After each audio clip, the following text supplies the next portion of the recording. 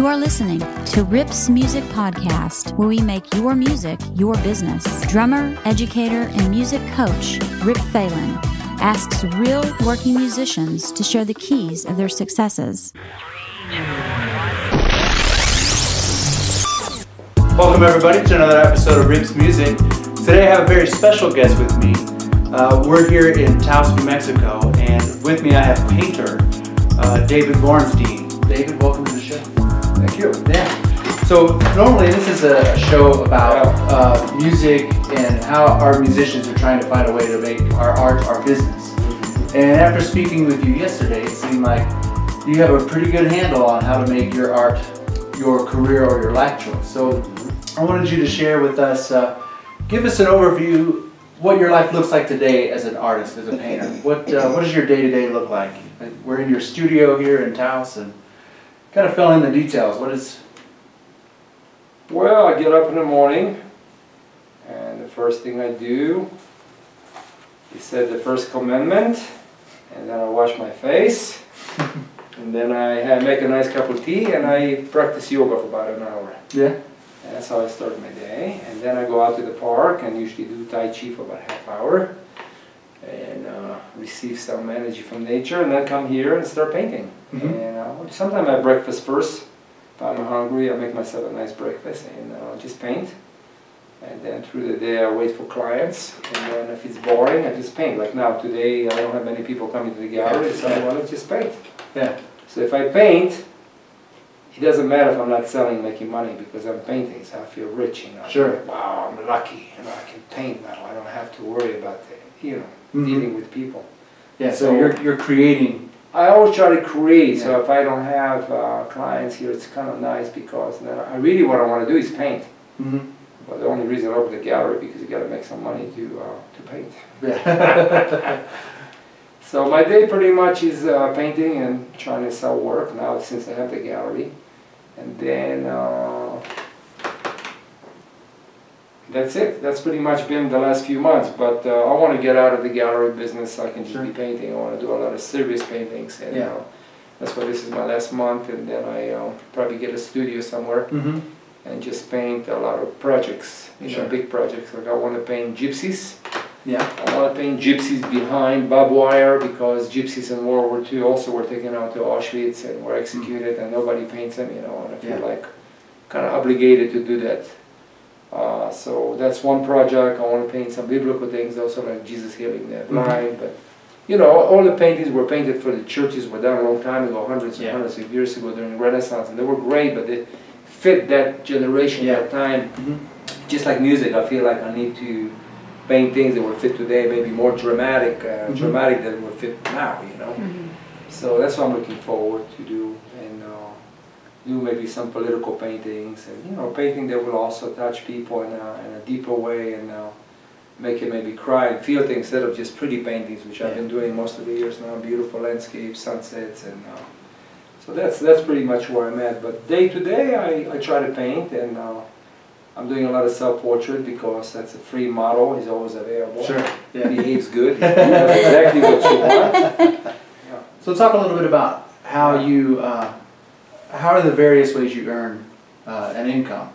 You know, we're here in your gallery, and then and you said you do some portraits, and yesterday you actually did a portrait of my wife. Yeah. And so hit a little bit on that. What are some other ways that you earn through your painting? Well, this summer I actually was very lucky, and I had quite a few. I had maybe 20 to 40 portraits like I did of your wife, which was just drawing with some pastels. But also I was very fortunate to meet serious collectors that came, and I really admire my portraits, my oil paintings, and they commissioned me to paint it. Cool. Which was sitting right here. I was sitting right here and painted them. So I did about maybe a dozen paintings of beautiful women and few men. Older women. Actually, one of them was 69. Wow. Beautiful couple. He was 73 and she was 69. They met when she was 17. And they stayed in love, and I painted him, and then I painted her separately. I just painted this beautiful woman from New Orleans. She used to own the cabaret in New Orleans. These are all special people that like been doing interesting things in their life, and really very proud who they are, even though they're older. Yeah. They're very handsome, a lot of personality. So I was very fortunate to have the honor to paint those kind of people, you know. So I had a lot of great clients, like people that were noble, done a lot in their life, and dressed up for me and sat here and painted, and you know, they painted $900 a shot, which was really good, and that helped make good income this summer. So almost half of the income was portrait this summer. So I was very lucky. And then the rest of it was hollyhocks and sunsets and still lifes, and saw a few portraits also. This wonderful couple came from Texas and bought from me a painting of a gypsy and a Renaissance girl, which is on my postcard. So that was great. I'm hoping for more people coming and buying more of my portraits, because my passion really is painting portraits more than anything else. Humans are the most interesting thing. I've been teaching only classes, I've been teaching only private. I had, actually in the summer, I had a lot of students. Right now I don't have anybody.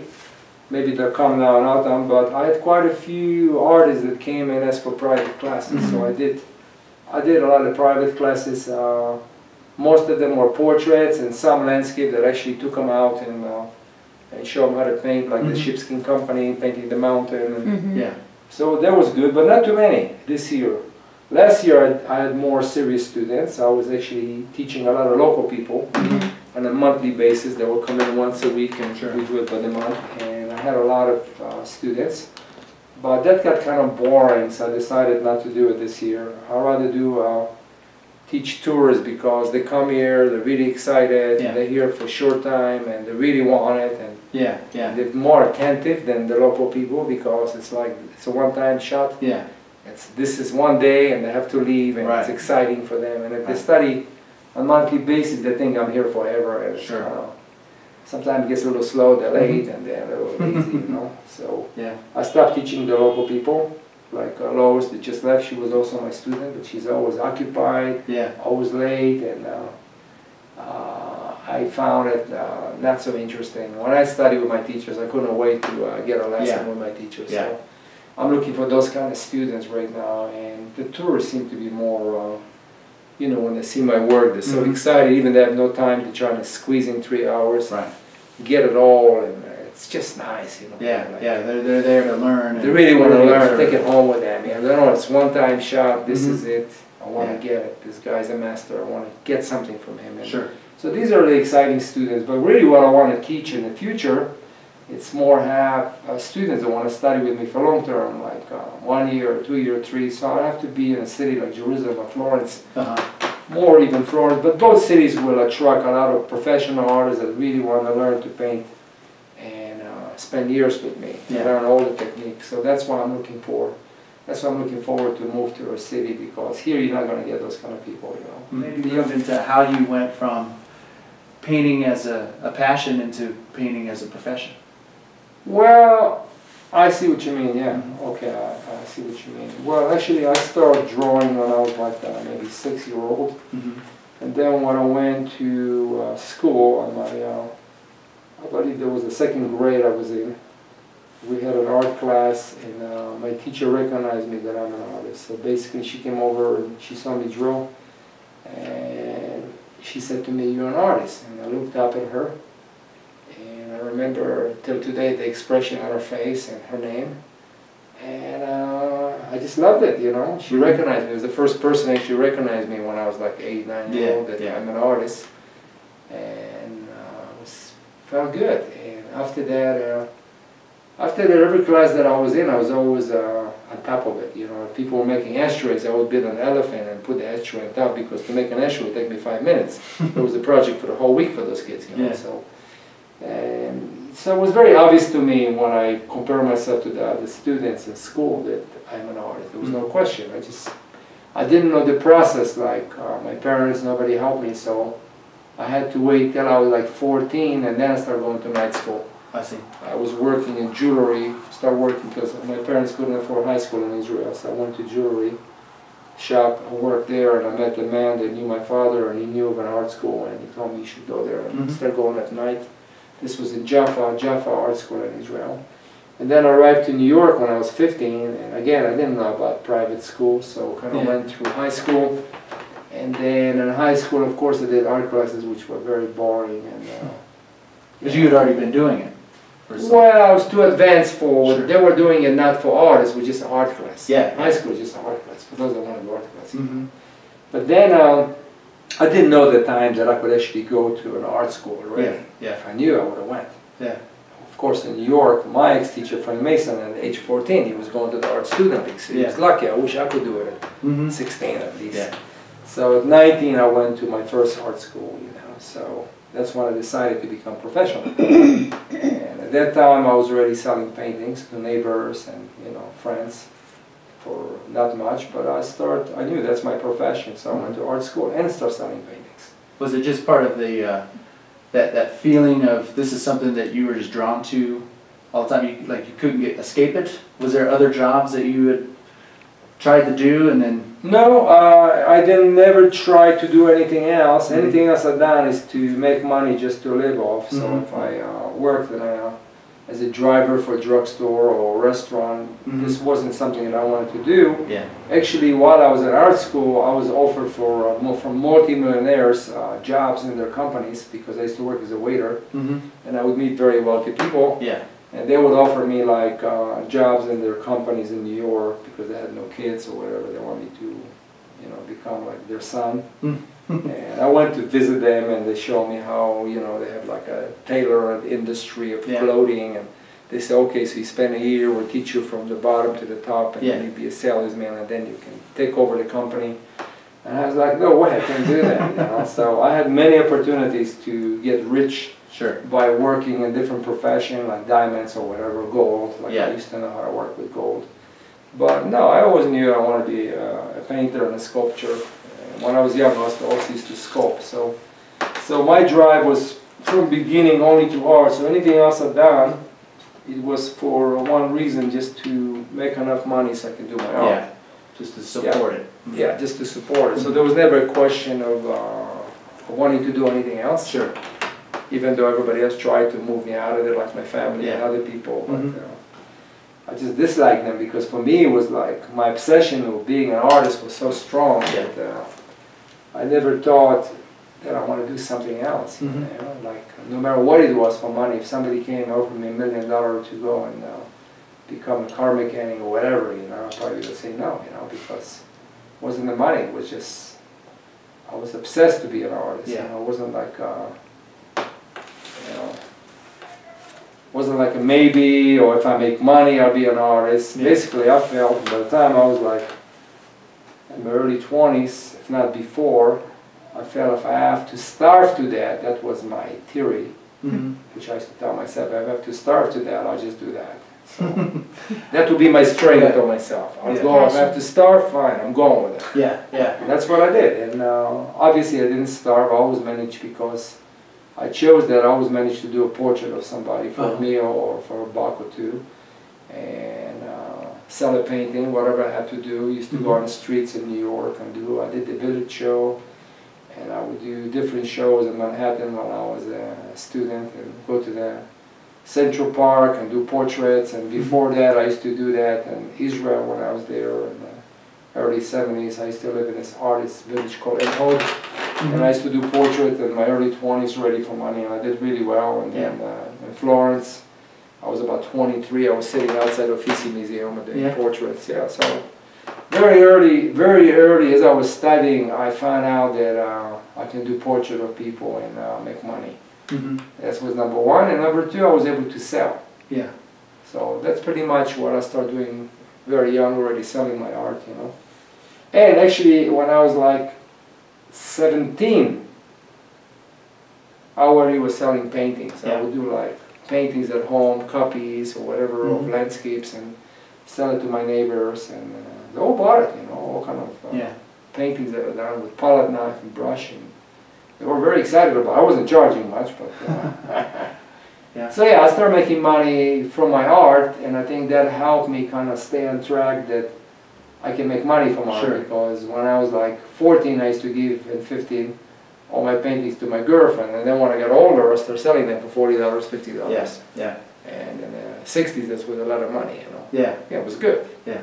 You know, it's like a couple $100 now, so. It's kind of like with a lot of other artists, there's that challenge of, you know, I need to go make some money, I'm kind of poor, and I'll just go pick up this job, you know. And, and you were saying, well, I've got this skill as an artist, and so I'm going to go use that to make money. And that's that was a lesson that I learned from an old big band director that I had. He said, you know, if we want to save up money to go overseas and do this tour, let's play some gigs instead of, you know, everybody else is trying to do, let's do a bake sale or a fundraiser. He was like, no, we're musicians. Let's go play music and make money to support this thing. And so it sounds like you were doing the same thing, just kind of intuitively.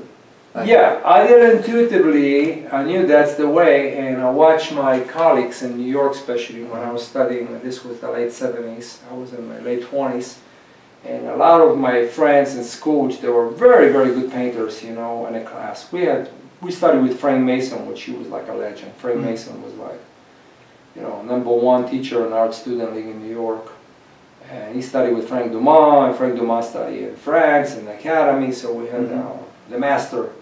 And so people were getting very good with him after 4 or 5 years. And a lot of those people, I thought they were going to become great artists, but they wanted to live in a nice apartment. So they started getting part-time job as art director or something in an art district or fashion, whatever. And slowly I noticed they came to class with nice clothes and they had a nice girlfriend, nice apartment. And then when we left school, they all disappeared. None of them got into the market as like I did as a fine artist in galleries.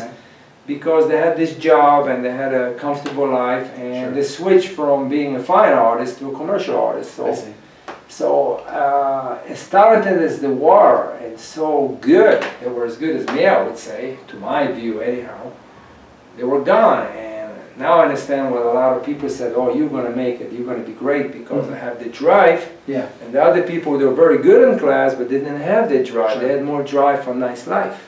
I want to be able to go to a bar that night with a beautiful woman, nice restaurant, have a nice apartment in Manhattan, go on vacation. At that time, I would sacrifice everything to paint. I have the same jeans.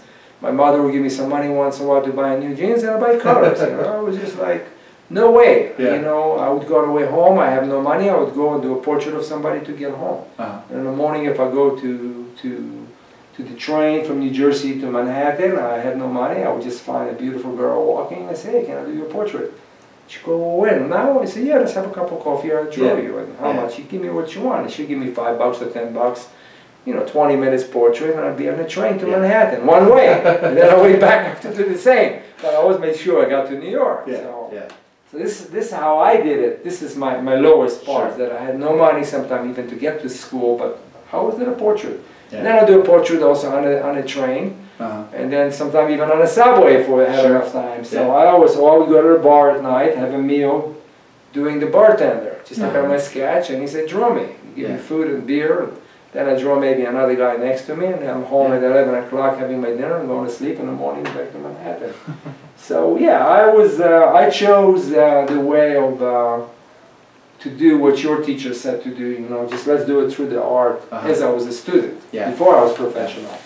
So when I became professional, pretty much I started doing copies in the Metropolitan Museum of all masters, and people started buying, even the guards were buying paintings from me because they thought I was so good, so they like, there was a lot of Italian guards that love art. So they were giving me like $400 for a painting, and then the head of security commissioned me to do a Monet for his wife's birthday. So I was like busy, like even in the math, when I was still in school, I used to go to copy to learn. I was busy selling everything. So I started having a feast. For me, $400 at the time, you know, it was good money. And then I finally that was about 25 years ago, I moved to Oregon. And then I moved to actually Seattle. Then from Seattle, I moved to this island called Bainbridge Island, and I found all those galleries in Seattle and around Seattle, and they all took me on. So overnight, I got into like 4 galleries in Washington. And Washington was just on the boom, you know. This was, I think, the 80s, mid-80s. Was a boom, so suddenly I was like famous artist in Seattle, and then I came out here to New Mexico on a trip. I flew into Albuquerque and rented a car, and went to Santa Fe, got into a major gallery, and came to Taos, get into a gallery, and then drove down to Scottsdale, got into a gallery. Suddenly my market was like Seattle and New Mexico, like 6, 7 galleries overnight from that. Wow. Being a student, so it was a big success overnight. Was this your original work, or was just my original work? Okay. No, just original work. I did the copies not to sell. I was doing the copies to learn because I was wanting to paint as well as Rembrandt. Yeah. And I thought if I spent a few years copying the old masters, I would learn from them their techniques and everything else I wanted to learn besides my teachers in school. For about maybe 15 years, I was slightly commercial, but I was making enough money to really paint what I want. So even when I was doing a lot of still life and landscape, which maybe was geared a little bit more commercially, but I tried to do them pure because I wanted to do them. Yeah. And I tried to do them well. I didn't try not to repeat them. At that time, I had enough money to really paint what I want also. So I used to do a lot of self-portraits or get models just to paint portraits. I always made sure, even when I was commercial, like commercial means I didn't have my own gallery, but you know, when you paint for galleries, of course, they want more still life, more this. Yeah. So you're kind of thinking about money, which makes you kind of commercial. Even if you're pure about doing it, you're still commercial. You know what I'm saying? So, unfortunately, that kind of gets you into a rut because you don't have the time to give yourself, let's say, half a year to paint one major painting, which will be pure art. Yeah. You always have to kind of go back to the still life because the gallery just called you, oh, we just sold 3 of your still life, we need more. That's how it was when I was really on top of the career, you know? Right. You know, people were buying my paintings in Santa Fe before they get on the wall because they were good and the market was hot. Yeah. And that kind of made you, okay, I just got $20,000, I gotta make a couple more paintings for them. And it takes a month to do it, so you put your projects, the serious projects, kind of aside a lot. So that's why I finally quit. About 9 years ago, I sold my house, I decided, no, I don't want to do this anymore. Yeah. So I closed up all the galleries I was working with, you know, relationship with them, and I kept one in Aspen. And at the time, they were pretty good and pure. They let me exhibit everything, so I thought, well, they're great. Portraits, everything, and I went on the road to Amsterdam, looking to buy a house and open a studio there because I like to paint like Rembrandt, the light is beautiful. I thought, well, let's live in Holland. And I won't be commercial because in Holland, they don't buy my paintings, you know. Like, you know, they don't want a Rembrandt over there, they're bothering now. So I was safe. The trouble is that the gallery I was working with, first few years, they were selling my work, whatever I sent them, which was beautiful young girls from Holland or whatever I was painting. And then I went to India and started selling things from India, and they didn't like it as much. And they were a little bit prejudiced about my work. And suddenly they're saying, we don't want your portrait, we just want your still life. And I stopped painting still lifes. So it became difficult because the income started freezing and I was spending money. So I thought I'd be able to do it forever, like go out there and be free and finally do only what I want to do. And after 4 or 5 years, the money was gone from my house. So I found myself like, oh my God, now what am I going to do? So that's why I started opening a gallery because I had to. So the last 3 years, I became sort of half commercial and half not. Open a gallery to make enough money to sustain myself so I can also paint some real things. But that doesn't work very well. So every winter I would go off to India or Thailand or wherever and spend half of the year doing only what I want. And in the summer kind of half and a half. Half what I want, half sunsets, whatever. Which I enjoy to do, but in mind that I'm going to sell it, of course.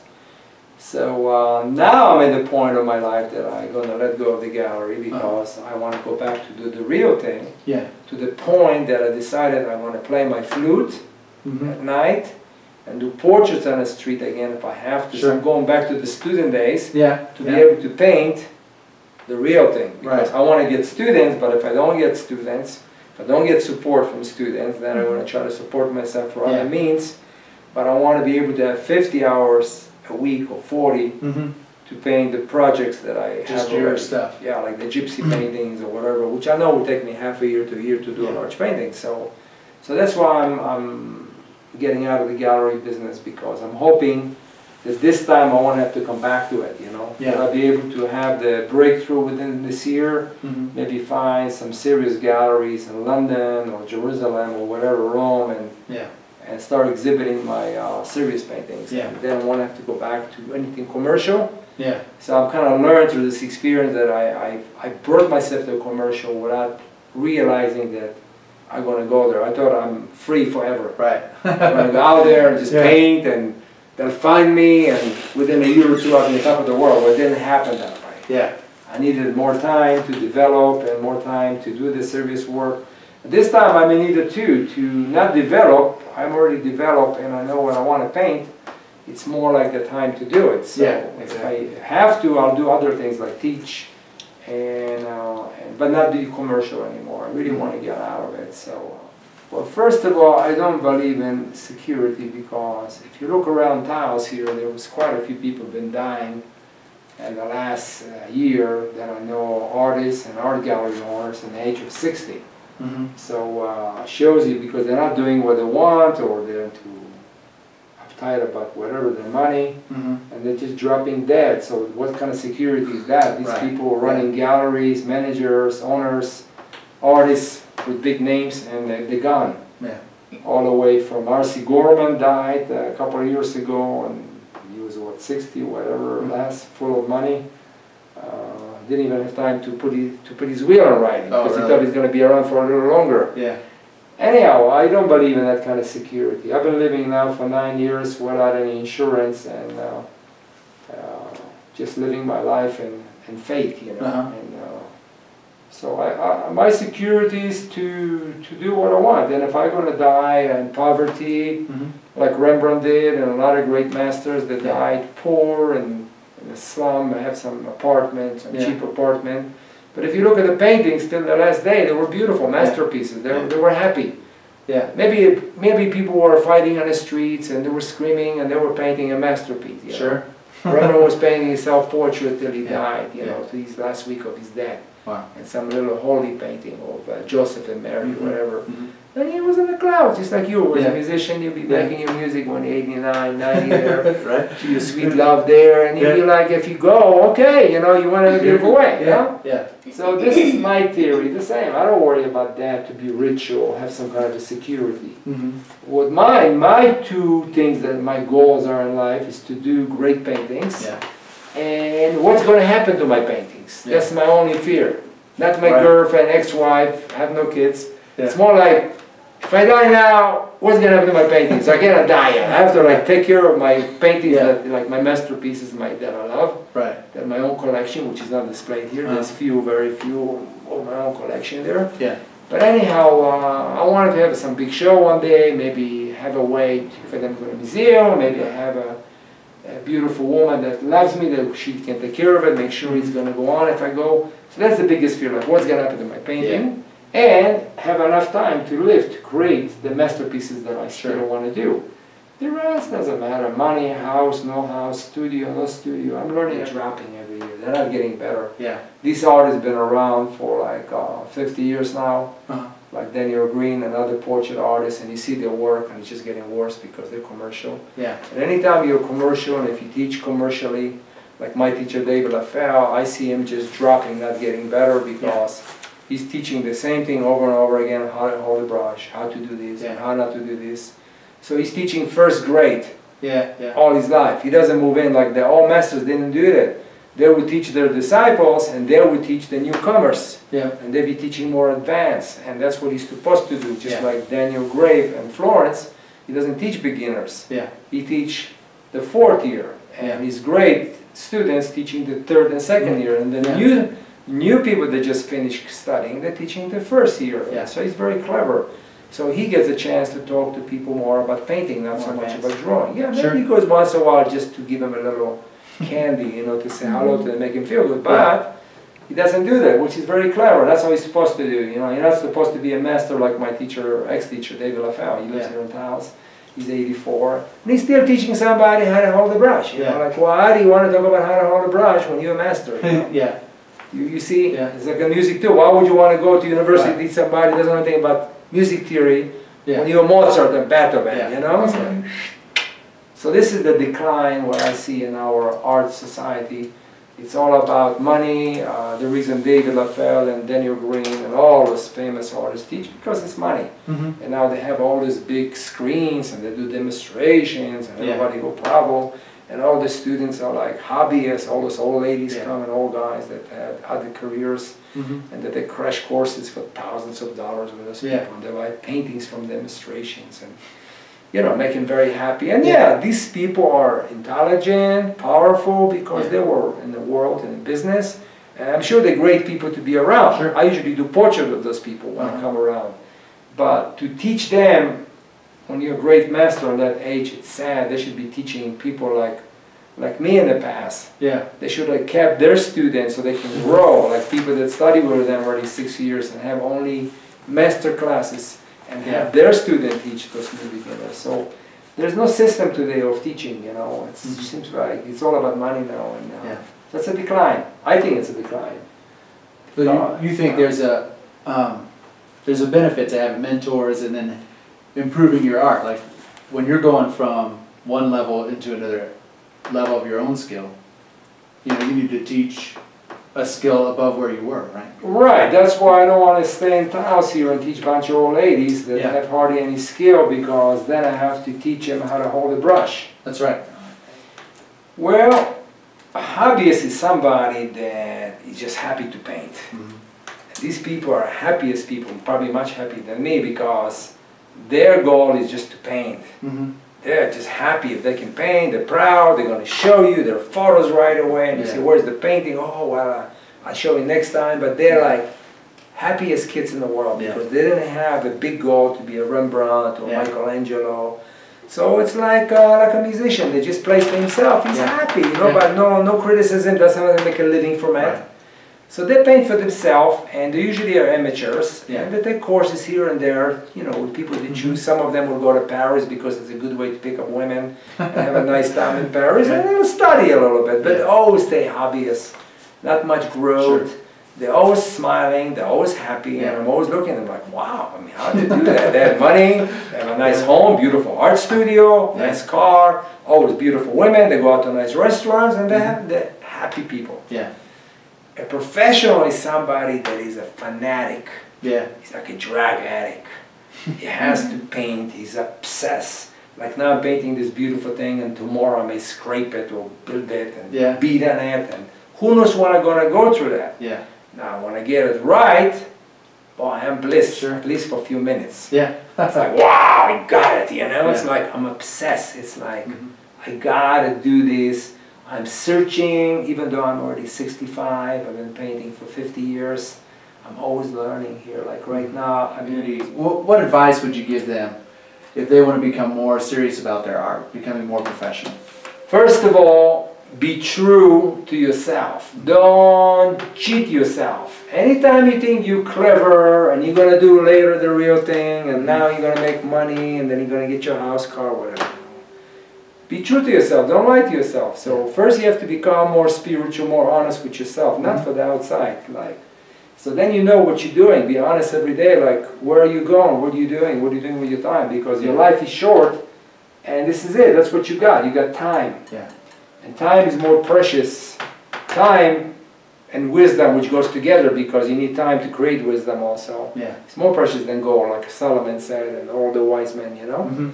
So if you're cheating yourself and you start saying, well, you know, I'm going to do this, I'm going to do that, you're just bullshitting yourself. It's okay if you bullshit other people, but don't bullshit yourself. Now, if you bullshit yourself, you'll be bullshitting other people, of course. So that's the main thing. Don't cheat yourself by not being honest with yourself, and you know, be able to look at the mirror, look at your eyes, and be able to smile, or walk around your studio and be able to crack a joke and laugh. And if you don't feel good about what you're doing, you're in the wrong place. You're not doing something right. It's that simple. Just more like, look at children, how they are, you know. They're always doing what they want to do. And if you want to be an artist, you're going to be example for the society. What is freedom? What is creativity? So if you're not honest, and you're not real, what are you going to give them? Who's supposed to be the leaders? You know, it's like a musician. If you don't play great music, well, what are you going to give the world? You know, they're looking for great music. You know? They don't want you to be rich. They want you to give them great music. And if you're great, usually you'll have money too. You know. You know, so you know, if you're good, there's so many people that know what is good. So if you're a great musician and a great artist, somebody will discover you. You'll make money too in your life, man. That's awesome. how I see it. You know? Well, David, thank you for being on the show. Appreciate it. It's a pleasure talking with you. Yeah, appreciate it too. It was wonderful. I enjoyed it. It's been a great opportunity. So thanks. Do you have a question about being a pro musician? Leave a comment and I'll include it in an upcoming episode. And please, tell me what you think of the show. Be sure to subscribe to my channel so you never miss an episode. Go to ripsmusic.com for show notes and resources. There you can find links to all my social media. And thanks for listening.